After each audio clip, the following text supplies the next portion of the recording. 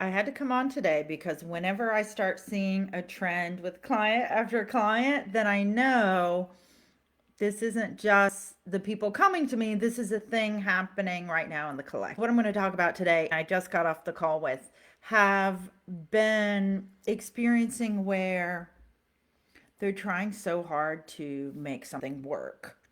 For this woman, it was get this business that she's doing off the ground.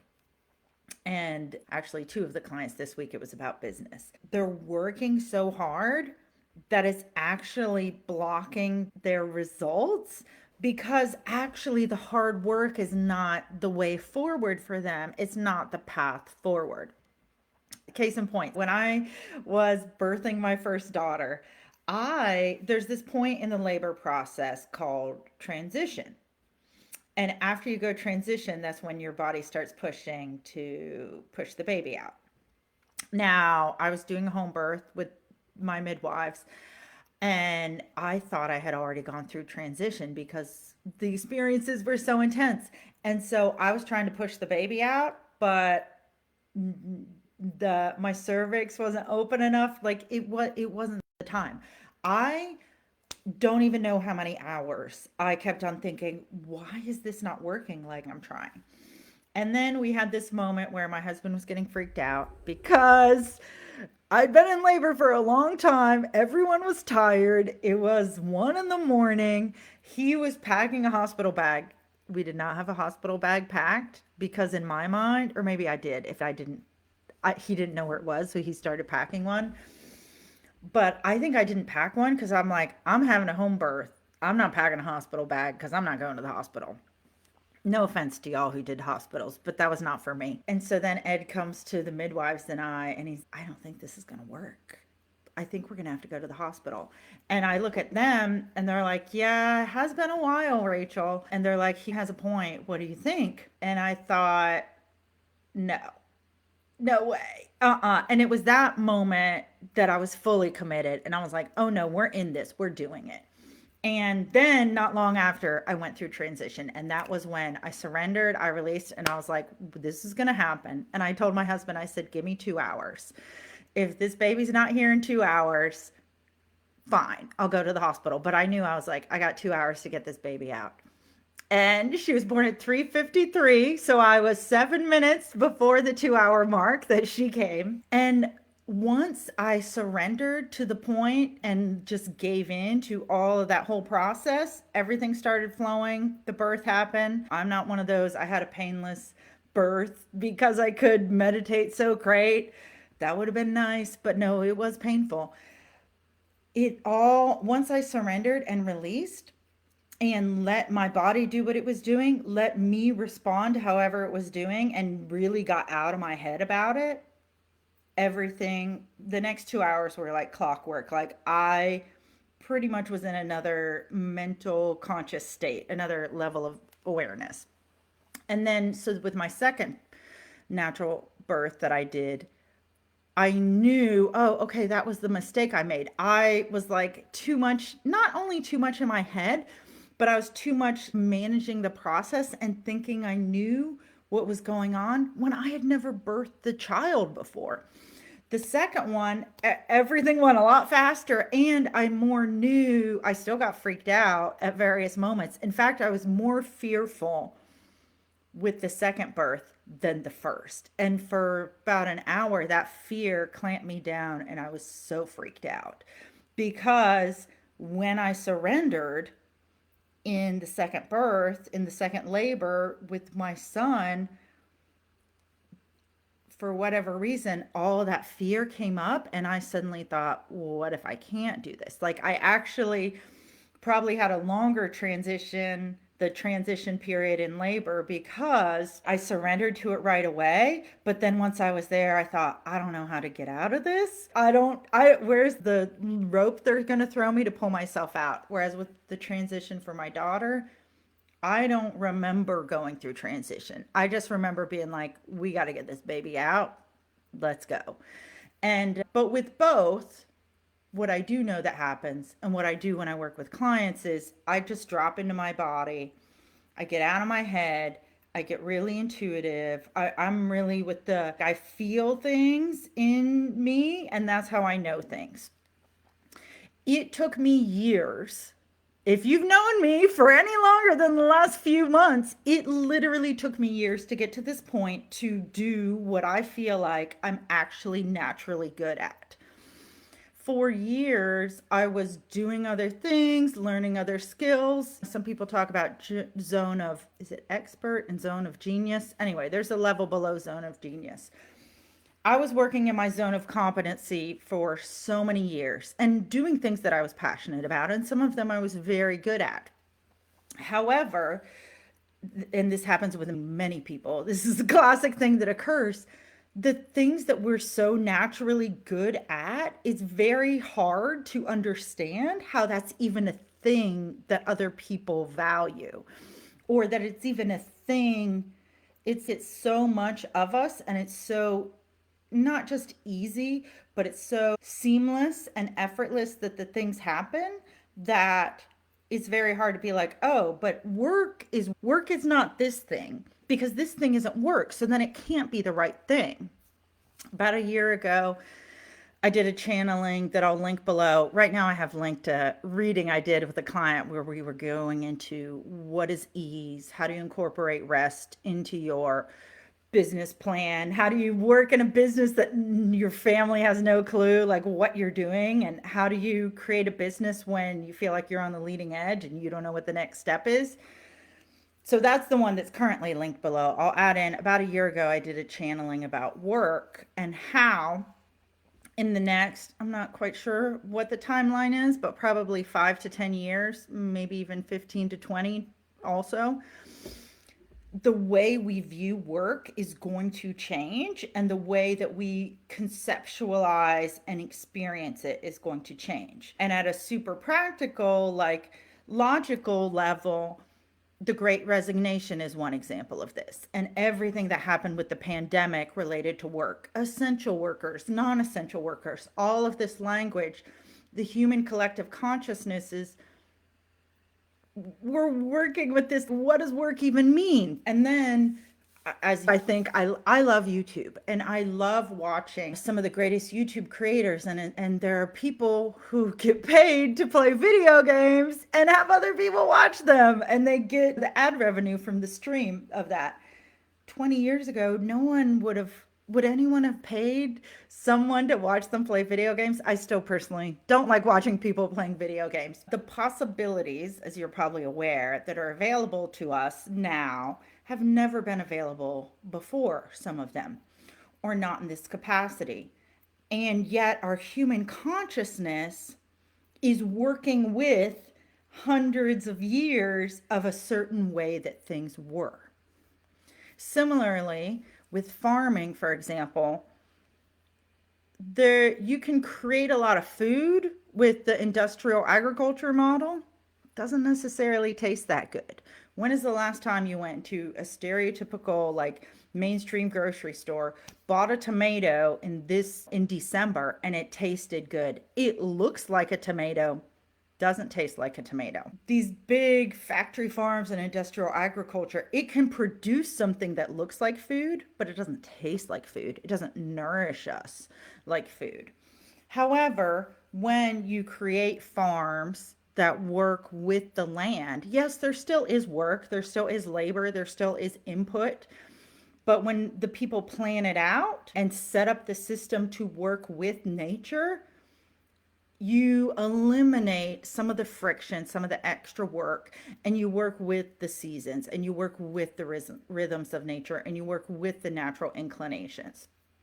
And so, in addition to what happens in organic farming and permaculture and biodynamic, some of those other regenerative practices, in our workplaces, we're also going to be bringing in this type of consciousness. If we can be creative, if we can allow ourselves to be creative, if you can allow yourself to open up the window in your mind of what are the things that you're naturally good at, or what are the ways in which work could be easier. I'm so excited to tell you about the upcoming book, Talk to the Trees, written by myself, Rachel Stravelli, psychic. Talk to the Trees is a short book that's somewhat practical, somewhat metaphysical, totally amazing, very spiritual. And it's about connecting to the wisdom of the trees, actually, literally talking to them, metaphorically talking to them, learning from the wisdom of these elder beings related to what can we gain from them in terms of resilience, how to get through hard times, how to approach the times that we're in. What do trees know about love and family and connection and dealing with hardships of life? There's so many great things in this very short book.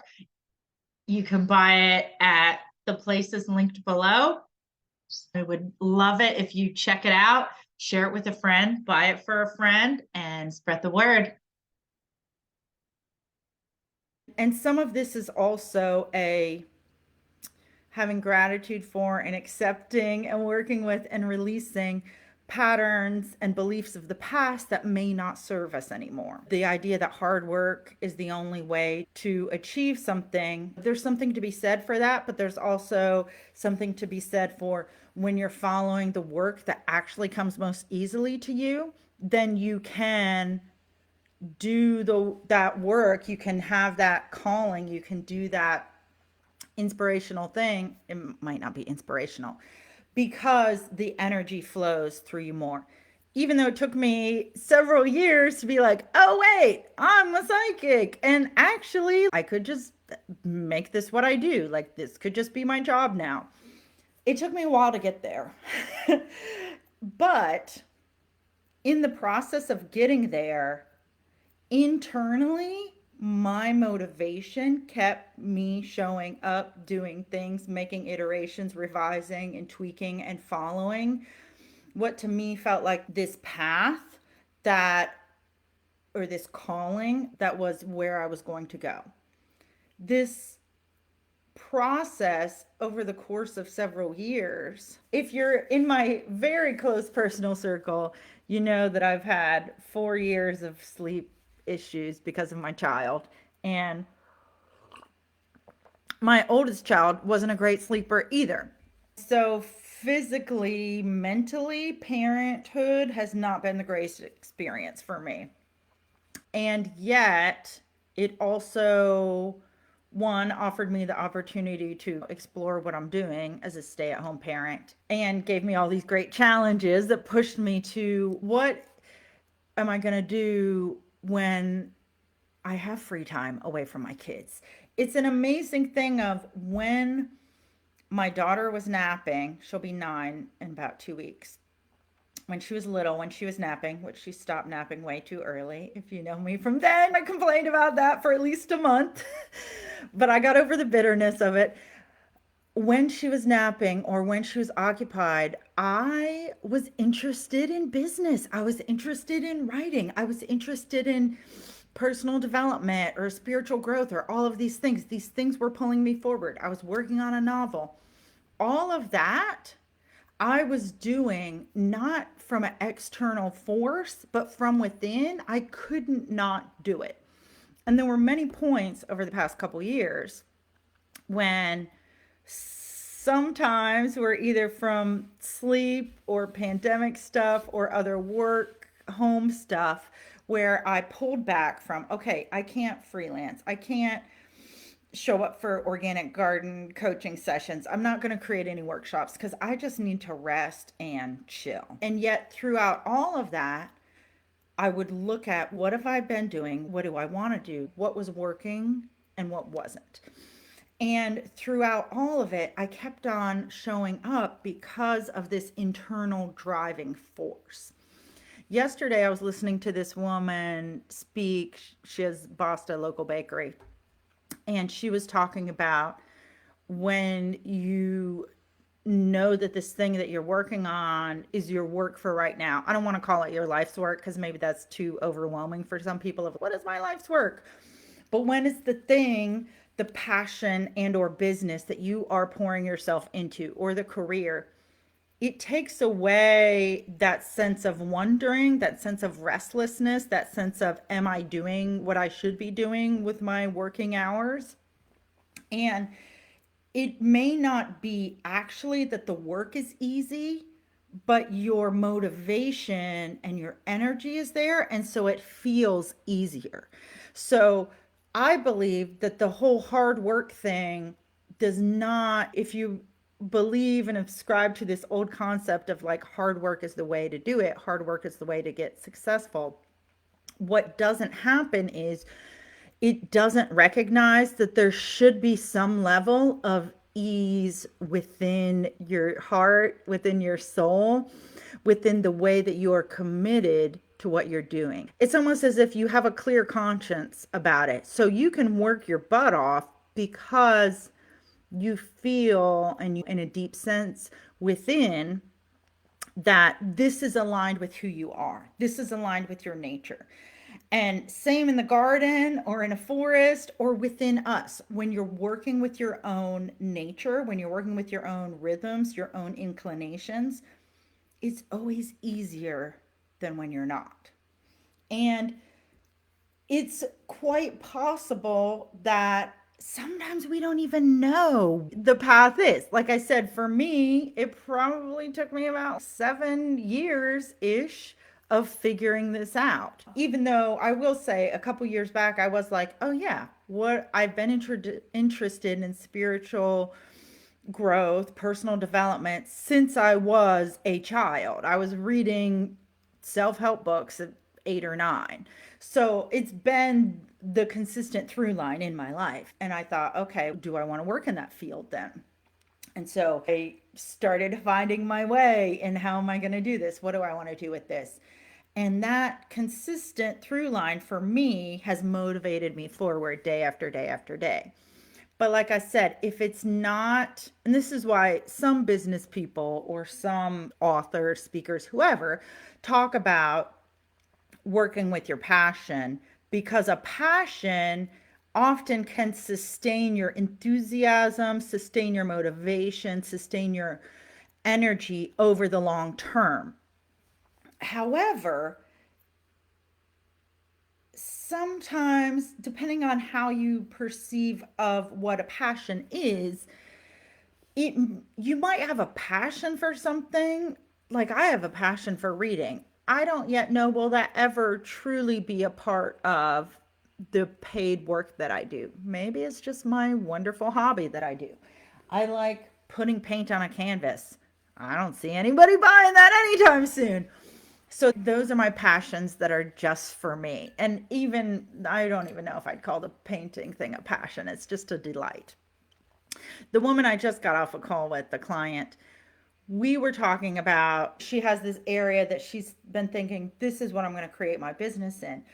But I got this really sharp, not sharp exactly, but strong hit of that's not the area that your passion is about, that your energy is about. Then we start talking about tea.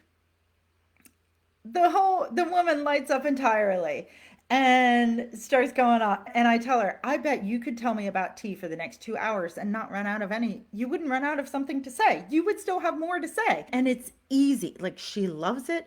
It's easy. And yet, because of a background of this is what work looks like, success is hard won.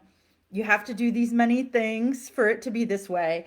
This is how you create something. This is what it looks like. Because of this straight and or rigid structure and linear path and worldview of how things work, she's been trying to go about it without even having tea at the forefront of her business. But when I said, let's bring tea at the forefront, let's bring your passion for that. Let's figure out tea is the starting place and what else builds around that. What's the ecosystem of things around this? All of a sudden, then it feels easy. Because like I said, she could talk about it for hours. Whereas the other thing, it maybe makes logical sense, but it doesn't make sense in an intuitive way or maybe in a body way. Some people, like I said, so I feel a lot of my intuition through my body. Different people can pick it up from different ways, but your body has a lot of wisdom that if you take the time, you can start tuning in and feel what information it has for you. And so the more we talk, it was very clear. We created a whole plan on the call. This video will be live in a couple weeks. I'll have to come back if I remember and add it to here. It's not live yet because I just We just did our call, and then I'm going to edit it and I'll put it up on my YouTube channel. She agreed to be recorded for my YouTube channel. Some clients are okay with that, some don't want that. But once we determine here's your passion that you're super excited about, and that I just met this client. I'm a psychic. I'm instantly like, you like tea, don't you? Is tea something that you feel really important? And she brings her mug over and starts talking to me about, I have this tea blend and that tea blend and this tea blend. And all of it is just so, the radiance and exuberance and enthusiasm is just pouring out of her. Once we honed in on the tea, we created this whole practically 30-day plan for her. I said, here's what you're going to do for the next 10 days. Here's your big goal for this month. It's not even that big of a goal, but it's a big enough goal that's like slightly out of her comfort zone, but not too much out of her comfort zone. She could get it done in the next 30 days and it'll feel like a win, and it's building towards the next thing. So we got her 10-day plan, her 30-day plan, and then we even talked about, okay, here's how this could look over the next couple months or a year. We did all this in an hour. Now she feels unblocked. She feels ready to go. She has these practical, concrete steps that fit with what she wants. She has a daily thing that she can do that's super like easy to conceive of and conceptualize and do. And it's all aligned around this thing that she's so passionate about, that the passion just pours out of her. It's in her nature to love this thing, to be curious about this thing, to want to share this thing, and to have that be the natural way of her being. Another example to share about myself. All my life, then I'll probably wrap it up. Ever since I was a kid, I just jibber jabber and talk to strangers, and got in trouble as a kid with my parents for talking back and having strong opinions and all of that. Speaking and sharing my thoughts, making new connections, meeting new people, that whenever I look at what is my life, what is my life's work, the social part of it, the speaking part of it is always there. And it has always been a part of me, literally, since I was a toddler. And so, working with my strengths, if I had to be, even though I work from home, if I start to feel too isolated, my happiness level goes down, my energy level goes down. I just, to me, the connection to community and the connection to new people, new experiences, new things, and speaking like I'm doing now with you is such an integral part of who I am, of the makeup of my personality that I came into this life with, that it must be a part of the work that I'm doing. And even though I'm an introvert, it's still essential to me that this is a part of it. And it makes me sad sometimes when I see people who they're working in a field that seems counter to who they naturally are. And sometimes it's that it feels like it makes logical sense to do things a certain way. However, logic is very great for some things in terms of relationships, picking your home, picking your partner, picking your job. I don't find logic to be the best predictor of happiness with your choices.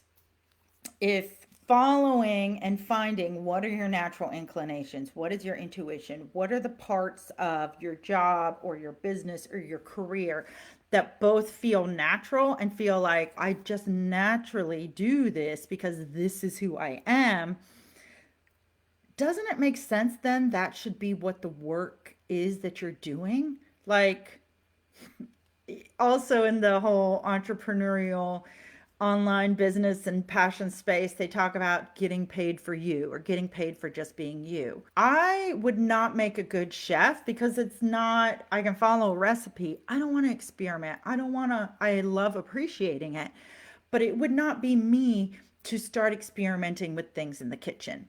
But there are people who that's what gets them tickled with life is experimenting with things in the kitchen, letting those chefs be them, taking something that we do every day, which is eating, and making it into an art form, making it into pleasure for the senses, making it into delicious desserts that make us groan with delight. those people are getting paid to do something that they love that fulfills a need that people have. And it might seem simple, but it is so incredible. So I hope that as you are finishing listening, you're starting to think, what are the ways in which you have a way about you? You have your nature, you have your inclination, and are those being utilized? Are you honoring them in the work that you're doing? Is the work that you're doing allowing you to, in some ways, just be yourself? And I don't mean be yourself, show up in sweatpants, although maybe loungewear is your thing. But what are the ways in which the nature of who you are, your personality, your inclinations, your interests, it naturally fits with and flows with the work that you do?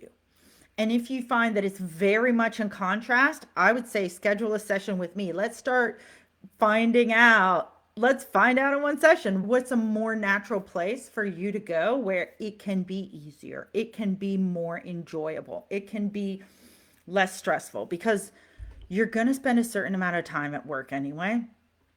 Why not make those hours of your day more enjoyable, more coming from who you naturally are? You're going to feel more relaxed in the evenings or more energized. You're not going to feel so drained. You're going to feel more excited. You're going to, I find in the people that I meet, it feels more like, wow, I'm doing what I came to earth to do. Like I'm doing the work that I was born to do, the life's work. And like I said, I'm not saying this to give it a pressure, like I got to find my life's work, but more like when you hit that rhythm of doing the work that comes out of you very intrinsically and it feels like it just flows, you really have a lot higher life satisfaction and happiness that comes out of you. And it is amazing.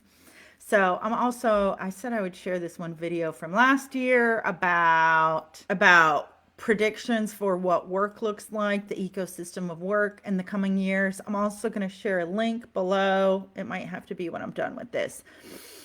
A link of, if you are ready to book a session with me, I definitely have spaces this month. Go ahead and book a session and let's get some energy and clarity so that you can begin the new year with a lot of clarity and good focus and knowing where to put your energy.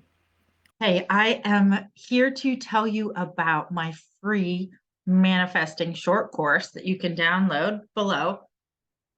It's 5 days of doodling and manifesting, getting you to look at manifesting in a fresh new way and getting that creative muscle working so you can start making new connections and seeing new things that you have never seen before.